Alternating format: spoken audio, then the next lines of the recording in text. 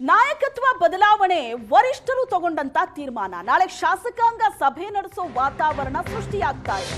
ಬೆಂಗಳೂರಿನಲ್ಲಿ ಕಾಂಗ್ರೆಸ್ ಶಾಸಕ ತನ್ವೀರ್ ಸೇಠ್ ಹೇಳಿಕೆ ನೀಡಿದ್ದಾರೆ. ಮುಖ್ಯಮಂತ್ರಿಗಳು ಸುದೀರ್ಘವಾಗಿ ಕೆಲಸ ಮಾಡೋ ಅವಕಾಶ ಸಿಕ್ಕಿದೆ. ಸಿದ್ದರಾಮಯ್ಯನವರಿಗೆ ಸಿಎಂ ವಿಪಕ್ಷ ನಾಯಕರು ಆಗೋ ಅವಕಾಶ ನೀಡಿತ್ತು. ಒಪ್ಪಂದ ಏನಾಗಿತ್ತು ಅನ್ನೋದನ್ನ ಬೀದಿಯಲ್ಲಿ ಚರ್ಚೆ ಮಾಡಬಾರದು ಅಂತ ತನ್ವೀರ್ ಸೇಠ್ ಹೇಳಿಕೆ ಕೊಟ್ಟಿರೋದು. ಸಿಎಂ ಮುಖ್ಯಮಂತ್ರಿಗಳು ರಾಜೀನಾಮೆ ಕೊಡ್ತಾರೆ, ಡಿ.ಕೆ. ಶಿವಕುಮಾರ್ ನೂತನವಾಗಿ ಮುಖ್ಯಮಂತ್ರಿ ಆಗ್ತಾರೆ ಅಂತೇಳಿ ಹೇಳಾಗ್ತದೆ ಸರ್, ತಾವೇನು ಹೇಳ್ತೀರಿ? ನನಗೆ ಪೂರ್ಣ ಮಾಹಿತಿ ಇಲ್ಲ. ಬಟ್ ಏನು ಆಗ್ತಾ ಇದೆ ಅದು ವರಿಷ್ಠರು ತಗೊಳ್ಳುವಂಥ ತೀರ್ಮಾನ. ಅದಕ್ಕೆ ನಾವೆಲ್ಲರೂ ಬದ್ಧವಾಗಿ ಕೆಲಸ ಮಾಡಬೇಕು. ಶಾಸಕಾಂಗ ಸಭೆ ನಾಳಿದ್ದು ಕರೆಯುವಂತಹ ಒಂದು ಏನು ವಾತಾವರಣ ಸೃಷ್ಟಿ ಆಗ್ತಾ ಇದೆ. ಮನೆ ಮುಖ್ಯಮಂತ್ರಿಗಳಿಗೆ ರಾಜೀನಾಮೆ ನೀಡಬೇಕು ಅನ್ನೋದನ್ನು ವರಿಷ್ಠರ ತೀರ್ಮಾನಕ್ಕೆ ಅವರು ಬದ್ಧರಾಗಿ ಕೆಲಸ ಮಾಡ್ತಾರೆ ಅನ್ನೋದು ನನ್ನ ನಂಬಿಕೆಯಾಗಿದೆ.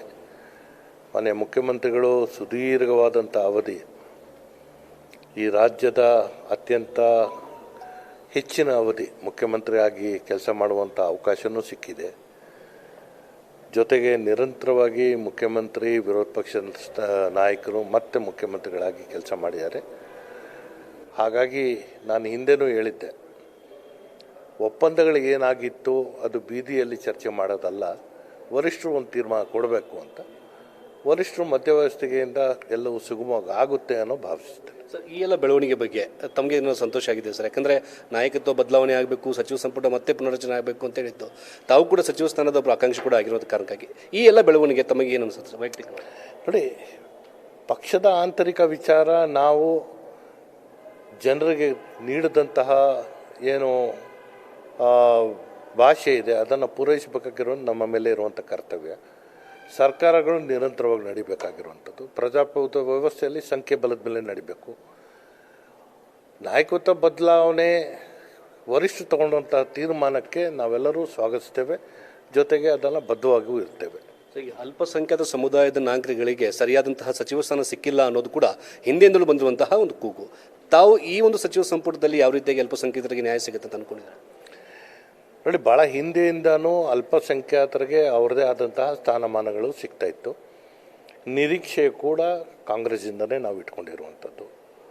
ಯಾಕಂದರೆ ನಮ್ಮ ಈ ಹಿಂದೆ ಎಸ್.ಎಂ. ಕೃಷ್ಣ ಅವ್ರ ಕಾಲದಲ್ಲಿ 5 ಜನ ಸಚಿವ ಸಂಪುಟದ ಸಚಿವರು ಆಗಿದ್ದರು. ನಂತರ 3, 4, 3, 4 ಹಿಂಗಾಗ್ತಾಯಿತ್ತು. ಇದು ಒಂದೇ ಅವಧಿಯಲ್ಲಿ ನಮ್ಮ ಸಂಖ್ಯೆಯಲ್ಲೂ ಕಡಿತಗೊಳಿಸಿ ಕೇವಲ 2 ಸಚಿವರನ್ನ ಕೊಟ್ಟಿದ್ದರು. ಆವತ್ತು ನಾವು ವರಿಷ್ಠರ ಗಮನಕ್ಕೆ ತಂದ್ವಿ, ನಮ್ಮ ಸ್ಥಾನಮಾನಗಳು ಹೆಚ್ಚಿಸಬೇಕು ಅಂತ. ತಾವು ಸಚಿವ ಸ್ಥಾನದ ಆಕಾಂಕ್ಷಿಗಳ ಸರ್? ನೋಡಿ, ಅವಕಾಶ ನನ್ನ ಕ್ಷೇತ್ರದ ಜನ ನನಗೆ ಆಯ್ಕೆ ಮಾಡಿದ್ದಾರೆ. ಅದಕ್ಕಿಂತ ದೊಡ್ಡ ಭಾಗ್ಯ ಇನ್ಯಾವುದೂ ಇಲ್ಲ. ಅದರ ಜೊತೆಗೆ ಆಡಳಿತ ಪಕ್ಷದಲ್ಲಿದ್ದಾಗ ಅಧಿಕಾರ ಎಲ್ಲರಿಗೂ ಕೊಡೋಕ್ಕೆ ಸಾಧ್ಯ ಆಗದೇ ಇದ್ರೂ ಸಮರ್ಥರಿಗೆ ಕೊಟ್ಟಂತಹ ಸಂದರ್ಭದಲ್ಲಿ ಒಳ್ಳೆ ಕೆಲಸ ಆಗುತ್ತೆ. ಅವಕಾಶ ಕೊಟ್ಟಾಗ ನಿರ್ವಹಿಸ್ತೇವೆ. ಸೊ ಇದಿಷ್ಟು ಶಾಸಕರಾದಂತಹ ತನ್ವೀರ್ ಸೇಠ್ ಅವರ ಮಾತು. ಕ್ಯಾಮರಾ ಪರ್ಸನ್ ದೀಪಕ್ ಜೊತೆಗೆ ಮುತ್ತಪ್ಪ, ಏಷ್ಯಾನೆಟ್ ಸುವರ್ಣ ನ್ಯೂಸ್, ಬೆಂಗಳೂರು.